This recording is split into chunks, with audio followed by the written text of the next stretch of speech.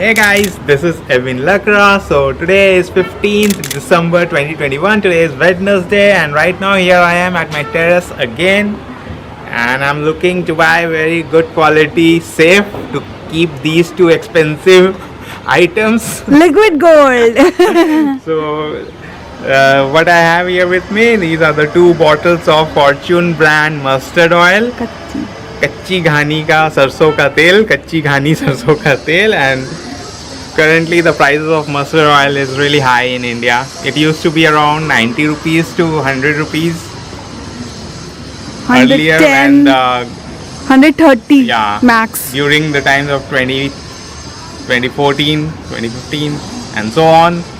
But currently the price is around 260 MRP and you cannot buy this product anything below 200 rupees. Yeah, approx 200 you have to pay for 1 liter pack of Fortune or any other brand mustard oil, good quality mustard oil in India. So this is the current situation of India because of inflation, because of bad governance. I love Fortune brand mustard oil.